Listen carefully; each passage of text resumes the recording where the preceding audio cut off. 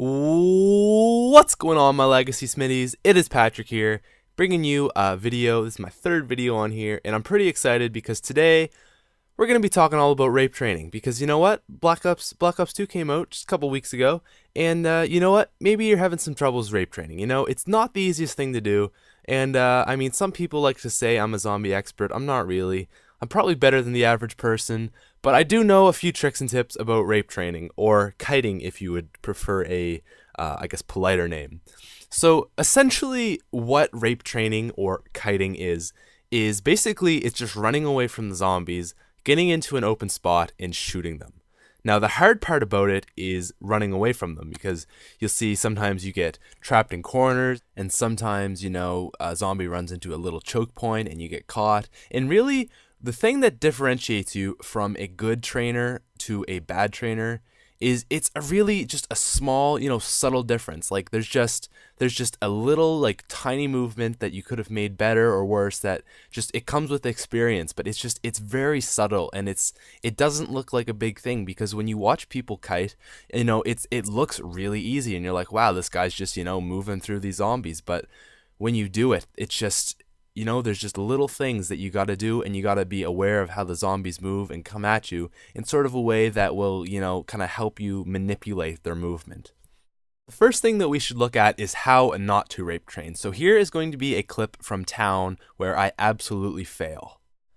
So here you'll see me running into the town, and we already have two guys here. Now that's one thing that you definitely don't want to do, is try to kite when there's like different people around, because your train will either run into theirs or they'll run into yours, and it's just gonna friggin' just mess you up. So here the mistake I made is I try shooting at guys in a closed corner. So you see, really not an open area. I got a bunch of cars around, and I try shooting them, I get cornered, and basically I just go down on a really stupid move. So now let's look at what you should do. So I'm just going to get a few points across here. And before that, I know this is a little poor quality, and I'm sorry for that, but it should get the same point across. So the first thing that like you really want to, you know, you want to do, which is the most important thing, is running to the sides, so that they follow you to that wall, and then it kind of creates a big open space where you see back there that kind of, you know, lets me go around them. So you see, I drag them to that side, and then I go over to that side. You know, I bring them around the car, and then there's that whole open area, which is the car, and then I can just run straight through there. Again, see, I just kind of, you know, drag them to that side, make a pocket. Now, there are those walkers, which they introduced to this game, walkers on round 22. I know, it's freaking annoying. And that's basically just to mess you up. So, you know, you get, basically all you're doing is, you know, just running around, and then you find this kind of openish area where, you know, you have the time to turn your back, because even if a guy does come up to you, you know, you still have that open area where you can just move the other way or something and get around them, where you're not like totally, you know, up against a car, and if a guy comes, you're gonna die no matter what. So again, you know, just kind of moving around, just being smart. And the big thing is just, you know, don't shoot at them when, you know, you have something to your back, because you want to be able to strafe or, you know, back away from whatever direction they're coming in. And I mean, that's really hard to do, you know, if you have a bunch of cars behind you. So like I have that big open area behind me, and it's a lot easier. Now, the other thing that's going to take a lot of getting used to, and the only way to get better at it is seriously just to practice, and that is, you know, just having a general sense of where the zombies are, and like when you have your back turned to them, how long it will take for them to get to you. Now this, like I said, it's kind of almost a muscle memory that you're just going to eventually know, like, okay, I see a guy in the distance, I can turn around for about this long until he gets there, and then, you know, he gets to you, and you know he's right behind you, and you can just kind of move out of the way and run around him, because you know exactly where he is. And like I said, you're going to have to put a lot of time in this, because it's something that just doesn't come easy. You know, you really have to, I guess, just familiarize yourself with the whole concept of doing it, and it only comes with practice.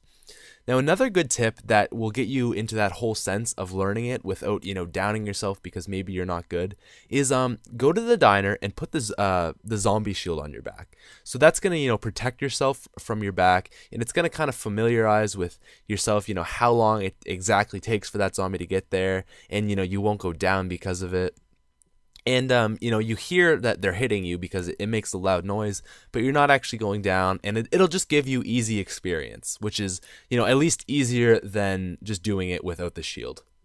And lastly, I just want to give you guys some last little quick tips that, should help you.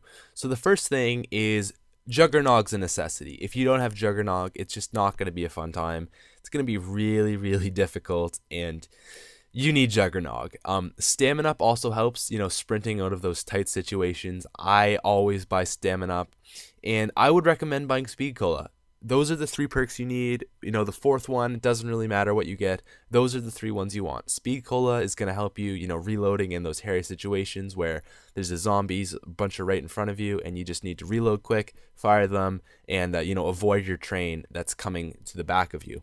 Now, the nice thing on Transit is you can basically train anywheres on this map, apart from the power station. That's the only place that I really wouldn't go to. It's just really difficult.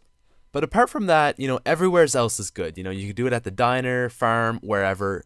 And really, you just got to put the time in and get used to running around that area, and, you'll get good at it. And like I've said a million times, and I just said, like I've said, it just takes time. You just got to work at it, and you'll get there. It took me a couple months to get it really down, but, now with this whole channel going on, I'm finding it, pretty easy. So, yeah, I mean, that's really all there is to it, just doing it. So it's a pretty blunt way of putting it, but yeah, I hope you guys enjoyed that video. I hope you found it helpful. My name is Patrick Smith, if you didn't quite catch that. And yeah, if you want to go check me out, you can go down. There will be a link in the description for my channel. Hope you enjoyed that video. Have a wonderful day, you beautiful legacy soul. I don't know. I say everyone's a beautiful soul at the end of my video, so you're a beautiful legacy soul. All right. Bye.